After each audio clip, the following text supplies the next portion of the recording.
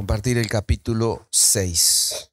Nehemías, capítulo 6. Justo un libro, lo elegimos así porque somos malos, un libro que Magalí no tiene.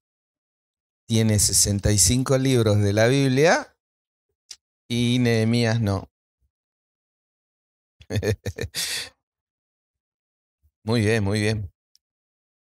Bueno, Nehemías capítulo 6, un mensaje que lleva por título, me jugué, Nehemías termina el muro. Me parece que ese es el título que tienen nuestras Biblias, como encabezado del capítulo 6. En este capítulo 6, la obra está casi terminada, y en un contexto en el que está casi terminada, Nehemías recibe o continúa para el caso. ¿Me la prestas alguna? ¿Me estás insinuando soy corto de vista? Es cierto, no veo. ¿Alguien tiene letra súper gigante? No, bueno, lo que pasa que no sé dónde dejé el celular, que ahí tenía...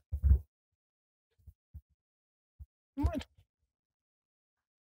no me voy a ofender porque me estén prestando una súper grande. Está complicado esto. Empieza a recibir ataques, decíamos, justo cuando está terminando la obra. Y son del tipo de las intrigas, de las insinuaciones, de habladurías, de amenazas que procuraban que la obra no termine. Y esto ya nos pone en un tema del cual trata el capítulo 6 de Nehemías, de quiénes son los que verdaderamente desean lo mejor para nosotros. Siempre hay que tener cuidado, decía el Señor, mansos como y astutos como serpientes.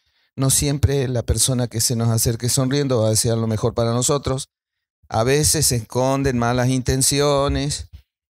Este es un capítulo que habla de engaños, habla de falsedad, habla de personas que buscan la desgracia de otras. Entonces, uno de los propósitos de este capítulo es aprender a responder a los ataques del enemigo, siendo fieles al llamado que Dios nos ha hecho a cada uno de nosotros. Cada uno de nosotros está acá porque ha respondido afirmativamente a un llamado de parte de Dios, o está en ese proceso, espero. Y aprender a responder, decía, a los ataques del enemigo en oración, como hace Nehemías, con discernimiento, o sea, entendiendo cuál es la situación que está enfrentando, y con determinación, con firmeza. El primer argumento de esta noche, entonces, es el llamado a hacer una gran obra. El llamado a hacer una gran obra, y en dos aspectos, digamos. Primero, el compromiso, los primeros 4 versículos, y considerar la calumnia en los versículos 5 al 9. Dicen los 2 primeros versículos, si usted me acompaña en la lectura: cuando oyeron Sanbalat y Tobías y Gesem el árabe y los demás de nuestros enemigos, les comento, no voy a leer los últimos versículos de este capítulo, vuelve a aparecer Tobías. Tiene lindo nombre, pero era mala persona. Y todo este grupete de personas que estaban involucrados en negocios, o sea, que el muro no se reconstruyera, era parte de los negocios de los que ellos vivían, y además eran enemigos del pueblo de Dios. Dice, y los demás de nuestros enemigos, que yo había edificado el muro y que no quedaba en él portillo, aunque hasta aquel tiempo no había puesto las hojas en las puertas. Sanbalat y Gesem enviaron a decirme: ven y reunámonos en alguna de las aldeas en el campo de Ono. Mas ellos habían pensado hacerme mal. Decía, primero, el compromiso. Y este es un desafío siempre para el creyente. El creyente tiene que ser inteligente. Tiene la escritura, y la escritura, uno de los propósitos es hacernos sabios, de ver la situación claramente. Porque habían pasado en los capítulos anteriores cosas en contra de Nehemías, pero indirectamente. Y en este capítulo aparecen ataques dirigidos personalmente contra Nehemías, dirigidos a la persona de él. Ya no eran ataques disimulados, eran directos hacia Nehemías. Antes no había ocurrido así. Y estos se hacían los mejores amigos. Hoy le pondrían me gusta y serían seguidores del Facebook de Nehemías. Se hacían los mejores amigos y lo invitan a que él salga de Jerusalén y se vaya a un lugar que se llamaba Ono, que estaba hacia la zona de Gaza.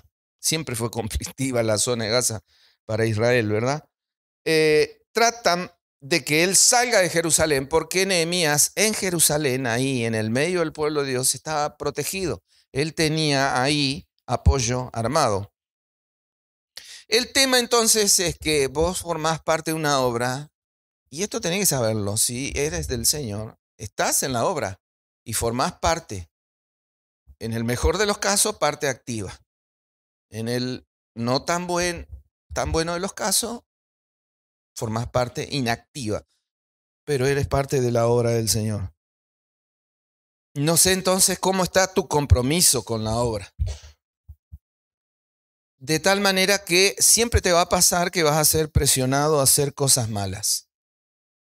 Siempre. Siempre vas a tener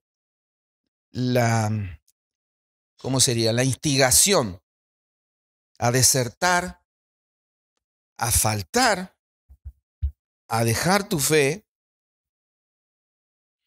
Y lo que nos enseña Nehemías en estos versículos, si lees cómo termina el versículo 2, es detectar el peligro a tiempo.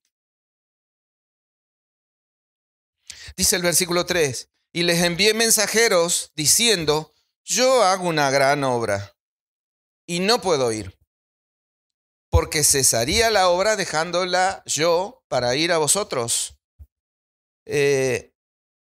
Nehemías tiene claro cuál es su papel en la obra, como debería cada uno de nosotros saber cuál es su papel en la iglesia, y responde, Dios me llamó a hacer una obra enorme, tengo un gran llamado. Fíjese que el llamado tuyo, por ejemplo, de la Gran Comisión, por tanto, y hacía discípulos a todas las naciones, ¿se acuerdan? Ese es para todos, para cada uno de nosotros. Así que, aunque no fuéramos a todas las naciones y trajéramos una persona al conocimiento de Cristo, eso es una gran obra. Una persona muerta en delitos y pecados, decía Gabriel hoy, pasando de muerte a vida. ¿Te parece poca obra? Bueno, y él dice, llamado a una obra enorme, tengo un gran llamado y no debo desertar. En todos estos versículos hay enseñanza para nosotros, muy especialmente para el liderazgo. Nehemías es un libro que estudia el liderazgo. Alguna vez en un cumpleaños mío, Daniel Hurtado me regaló el libro de Nehemías, Pásame otro ladrillo, creo que se llama.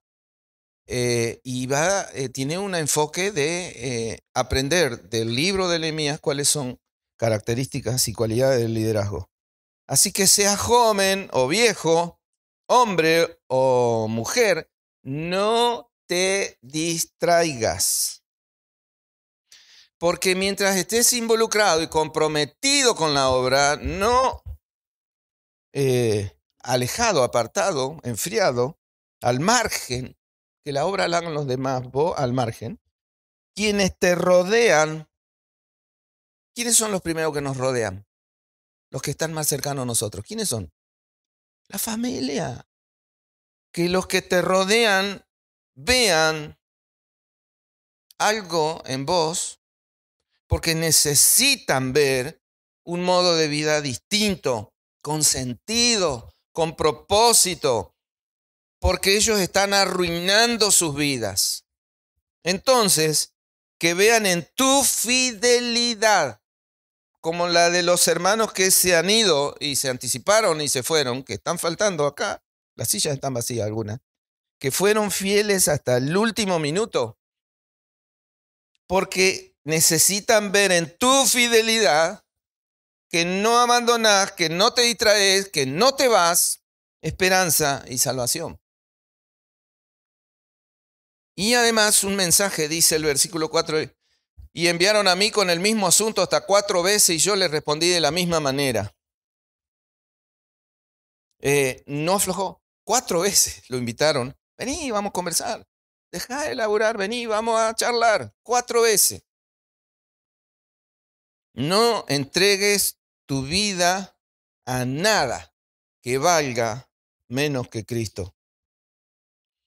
Y no descuidar la obra, hay que hacerla la obra, hay que hacerla los sábados, los miércoles, los viernes, todos los días de la semana, a no descuidar la obra por nada de menor importancia. Leía la historia de un joven que fue enviado como misionero a China y trabajaba de lingüista, o sea, traducía textos, ¿verdad? Y estaba haciendo un excelente trabajo. Muchacho joven, es una historia real. Y una de las empresas estadounidenses que trabajaban en China, al ver las habilidades, van y le proponen un buen sueldo y que trabaje para ellos, ya que estaba en China y ellos también. Y él se niega. Van otra vez mejorándole el sueldo y él les vuelve a decir que no. Van una tercera vez y le dicen, te duplicamos el sueldo. Y él le dice, no es que el sueldo de ustedes sea bajo, es que el trabajo es pequeño. Dios me envió como misionero. No hay nada más grandioso, hermanos, que servir a Cristo. Y Nehemías le contesta así a los pseudo amigos. Decía compromiso con la obra. Pero fíjate la calumnia, versículos 5 en adelante. 5 y 6 leemos. Entonces Sanballat envió a mí su criado para decir lo mismo por 5ª vez, fíjate ahora cómo lo hace, con una carta abierta en su mano, en la cual estaba escrito, se ha oído entre las naciones, y Gazmulo dice, que tú y los judíos pensáis rebelaros, y que por eso edificáis el muro, con la mira, según estas palabras, de ser tú su rey.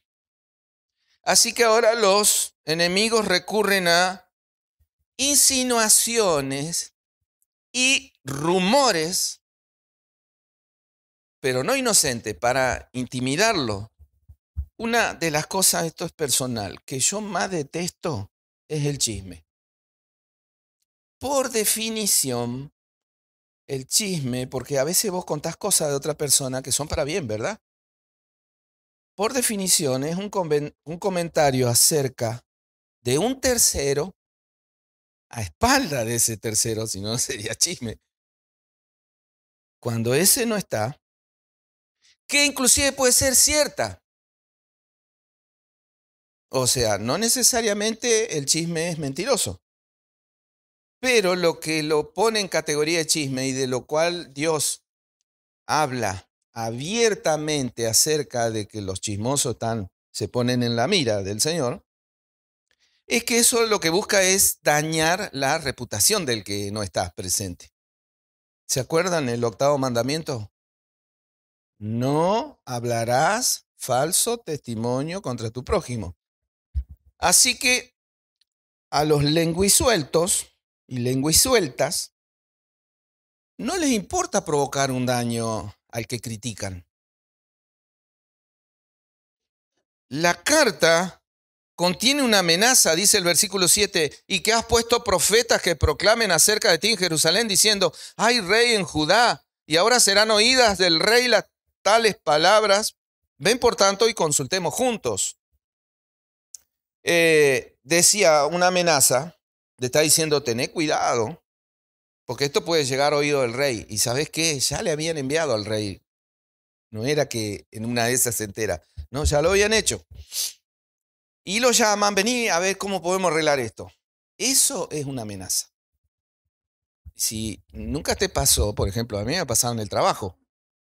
En el trabajo suelen suceder estas cosas. Vení, vamos a arreglar esto porque... ¿Qué debe hacer un cristiano y sobre todo un líder en esa situación? Mirándolo a Nehemías, lo que vemos es que él tiene un corazón puro.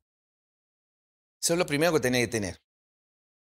Si te están diciendo, ojo con lo que estás haciendo, porque vas a tener problemas y qué sé yo, si tu corazón es puro, no tenés ningún problema.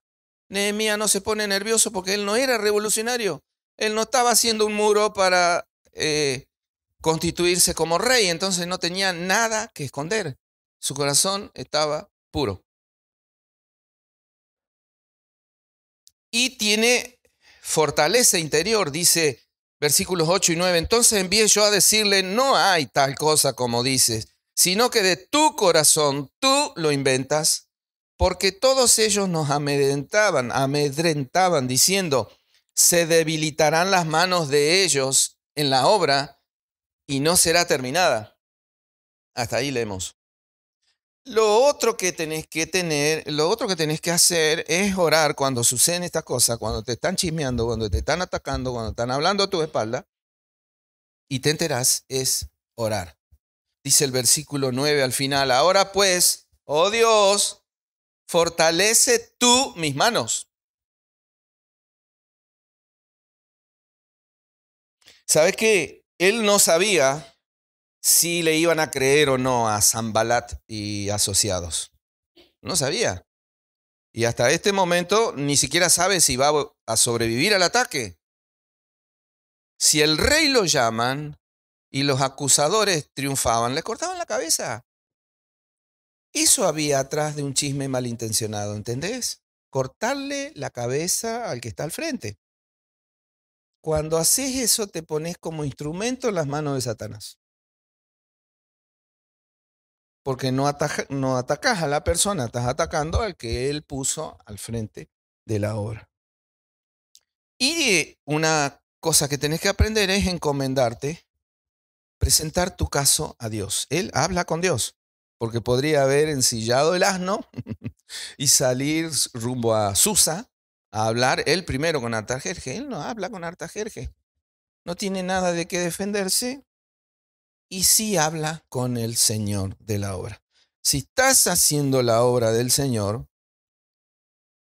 sirviendo en algún ministerio, en algún aspecto o pastoreando, seguro te van a atacar.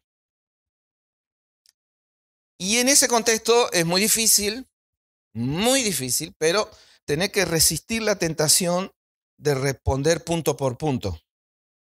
Porque si él empezaba a defenderse de todas las habladurías, no podés parar las habladurías, no lo podía hacer. Porque sabés qué están diciendo, si lo están diciendo a tu espalda. Él no le sigue el juego. Generalmente los enemigos de la obra actúan así. Siembran duda acerca de tus motivaciones. ¿Quién puede ver la motivación del corazón de otro acá? Nadie. Pero sí podré sembrar duda. Lo que está haciendo lo está haciendo por tal y cual cosa. Y lo que también intentaba, que es típico, es casi de manual, es generar un escandalete. Generar así una división. De tal manera que, ¿con quién estás vos? Había uno en la tele que decía, ¿de qué lado estás? Una instrucción es no pierdas tiempo con los ociosos, porque generalmente el que critica porque no está haciendo nada. No hay que perder tiempo con los ociosos, seguí sirviendo al Señor. No sé cuántas veces escuché que a alguien no le gustaba nuestra conducción de la iglesia. Leía hoy de un escritor que decía, ten paciencia un rato. Las calumnias no duran mucho. La verdad es hija del tiempo. Y dentro de poco todo se verá. Así que consejo, enseñanza, instrucción, conciencia tranquila, llevar el caso en oración al Señor y no detener la obra por la crítica de los enemigos. La obra tiene que seguir. Segundo argumento, el llamado a mantenerse firmes, decíamos, el llamado a hacer una gran obra. ¿Cuál es tu compromiso frente a la calumnia que posiblemente sufras? Segundo argumento, el llamado a mantenerse firme. Versículo 10 dice, vine luego a casa de Semaías, hijo de Delaía. Te digo, Semaías era teóricamente amigo de Nehemías. O sea, uno que Nehemías creía que era amigo de él y que a la primera de cambio se cruzó de bando.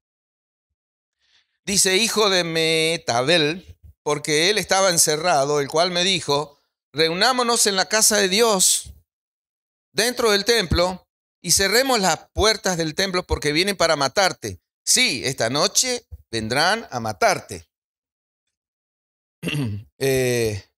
Siempre hubo y siempre habrá quienes te profeticen, digo entre comillas, que te profeticen palabras que en realidad no vienen de parte del Señor. Y hay una clave acá. Dios, la clave para distinguir si es del Señor o no, es que Dios nunca te mandará a hacer algo contrario a su palabra. Por ejemplo, un ejemplo sonso, que, y sobre todo porque esta iglesia tiene mucha concurrencia joven, al joven se le ha dicho, no os unáis en yugo desigual. El cristiano no tiene que buscar su novio, su esposa, su futuro esposo en el mundo. Lo tiene que buscar en la iglesia. Y viene un pseudo profeta y te dice, no, yo tengo de Dios para vos que avance con ese chico, un inconverso, o con esa chica, una inconversa. Dios nunca te mandará a hacer algo contrario a su palabra. Y el pseudo profeta le dijo encima algo que Nehemías ya sabía, lo querían muerto. No estaba profetizando ninguna genialidad. ¿Y sabes cuál es el problema? Que le dice, vamos a encerrarnos en el templo. Es cierto, si él se ocultaba en el templo, nadie iba a ir a matarlo al templo. Y él le dice, esta noche van a venir, así que al templo disparemos, encerrémonos ahí. Solo los sacerdotes tenían acceso al templo. Y Nehemías no tenía ningún derecho a entrar. Por lo tanto, ningún profeta te podía pedir que hagas eso de parte de Dios. ¿Se entiende? Y además, y ahí viene la otra cuestión que es más sutil, cuando te atacan, a veces lo que están buscando es esto. Si Nehemías se escondía, iba a desacreditarse como líder. Porque ¿cómo va a ser líder un tipo cobarde? ¿Cómo contesta eso Nehemías? Fíjate el versículo 11. Entonces dije, un hombre como yo ha de huir. ¿Y quién que fuera como yo entraría al templo para salvarse la vida? No entraré. El llamado a mantenerse firme. Ahora bien, insisto con esto, el conocimiento que Nehemías tenía de la palabra de Dios y del carácter de Dios, él sabía lo que Dios había dicho y cómo y cuál es el carácter de Dios, le llevó a responder con sabiduría. Esa es la terrible desventaja que tienen los cristianos que no leen la Biblia. Ahí están las instrucciones para responder con sabiduría. Dice el versículo 12 al 14, y entendí que Dios no lo había enviado, sino que hablaba aquella profecía contra mí porque Tobías y Sanbalat lo habían sobornado. Porque fue sobornado para hacerme temer así, y que pecase, y le sirviera de mal nombre con que fuera yo infamado. Acuérdate, Dios mío, de Tobías y de Sanbalat, conforme a estas cosas que hicieron. También acuérdate de Noadías, profetisa, y de los otros profetas que procuraban infundirme miedo. Así que el intento de engañar a Nehemías por una profecía falsa falló. Primero quisieron sacarlo del liderazgo. Segundo, quisieron engañarlo. Tercero, lo calumniaron. Cuarto, quisieron que él se sometiera a sus exigencias. Y con Jesús pasó lo mismo. Los líderes religiosos primero que hicieron, usaron el engaño y usaron la calumnia y después las intrigas y después las amenazas. Y cuando no pudieron, contrataron a uno de entre ellos, Judas.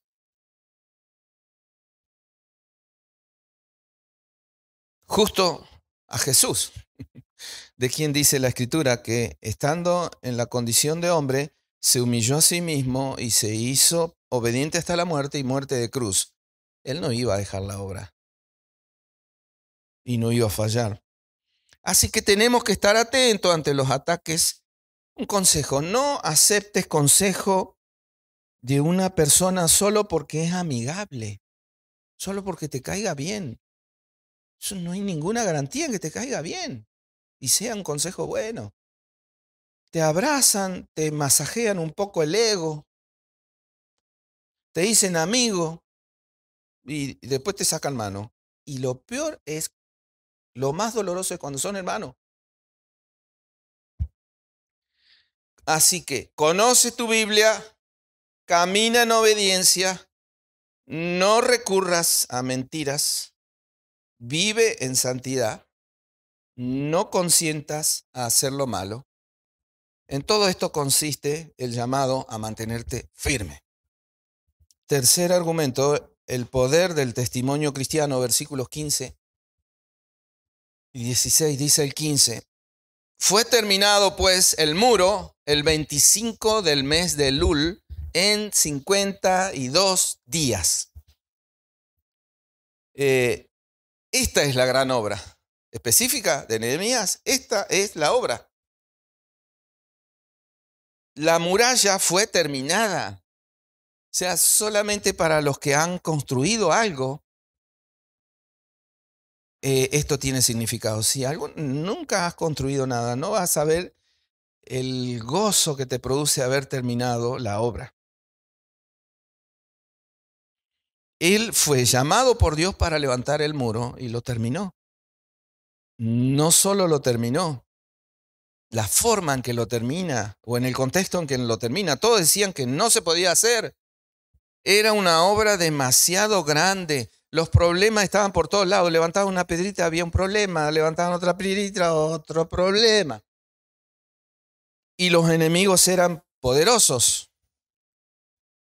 Ahora, cuando los hombres y las mujeres de Dios están unidos, un mandamiento del Señor, que la iglesia sea una, unidos entre sí para tareas especiales, pueden resolver grandes problemas y lograr grandes objetivos.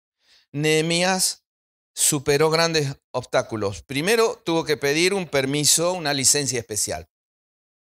¿Se acuerdan cómo arrancó la historia? Sirviendo un vino al rey del imperio más grande de aquel contexto histórico. Y eso implicaba, hay una cuestión ahí, que el decreto de Artajerjes iba contra otro decreto de Artajerjes que decía que Jerusalén no se debía reconstruir. Y tuvo que diseñar un plan de obra después y ver cuántos materiales y ver si tenían los recursos y ver quiénes eran los que iban a trabajar, quién iba a trabajar en tal y cual lugar, qué iba a hacer cada uno. Tuvo que armar equipos y motivarlos. Y muchos se opusieron, pero él siguió adelante. Fíjate que dice 52 días. De nuestro calendario empezó el 1 de agosto del año 444, 445, no recuerdo, y terminó el 21 de septiembre. 52 días. Pero lo mejor lo leemos en el versículo 16. Dice, y cuando lo oyeron todos nuestros enemigos, temieron todas las naciones que estaban alrededor de nosotros y se sintieron humillados y conocieron que por nuestro Dios había sido hecha esta obra. Lo mejor en el versículo 16. Dios fue la razón del éxito. Dios respondió la oración con sabiduría y poder. Dios actuó en medio del ataque de los enemigos. Dios los protegió. Dios fortaleció sus manos. Si el honor de Dios está en juego, no te des por vencido, porque Él tiene que actuar y Dios va a actuar. Conclusiones. Primera, no te distraigas.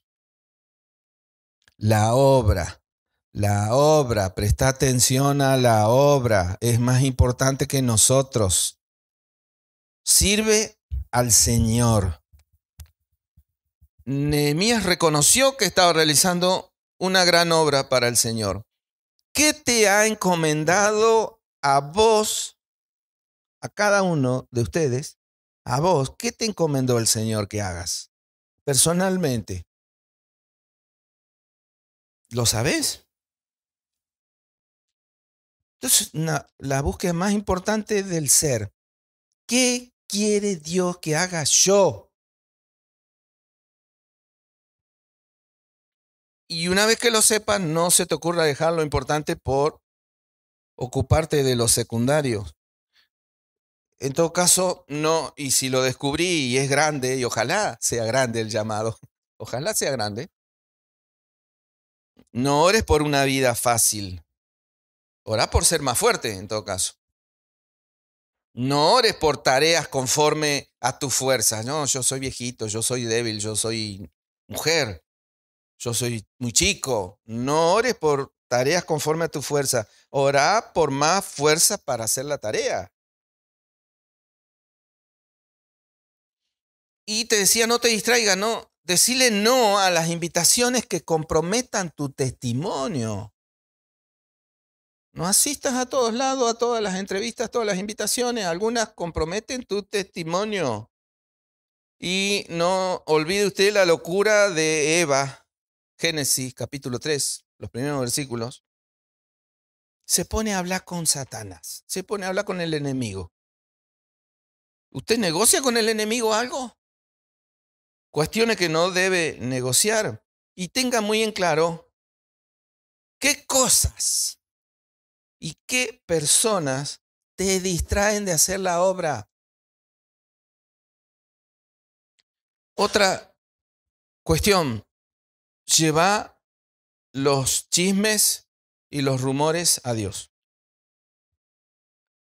Porque generalmente eso es táctica del diablo. Oponerse, amenazar al siervo, atacar al líder. Así funciona. Es de manual. Cuando una persona está siendo útil a Satanás, actúa así. Y finalmente, la oración es de vital importancia. Dice el versículo 9 al final. Ahora pues, oh Dios, fortalece tú mis manos. Dice el versículo 14, acuérdate, Dios mío, de Tobías y de Sanbalat. Va delante del Señor y le dice, me tienen cansado de todo. Y los otros también, así, Señor, te los dejo ahí. ¿Estamos? Es de vital importancia hablar con Dios. No ore lloriqueando y berrincheando por caprichos. Y si el Señor le está disciplinando, si sus metidas de patas merecen un correctivo, ¿viste? ¡Tac! Ahí, aguántesela, porque es para su bien. El correctivo, cuando viene de Dios, es en amor. Duele, pero es para que te despabiles. Sí ore por sabiduría y fortaleza para ser fiel. Y ore por guía para hacer la voluntad de Él.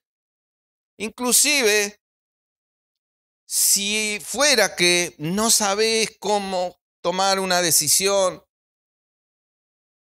pedirle al Señor que escoja a Él lo mejor para vos. Que aparte siempre Dios va a escoger lo mejor para nosotros, para su gloria. Y ore siempre y mucho para que la obra del Señor crezca y sea confirmada.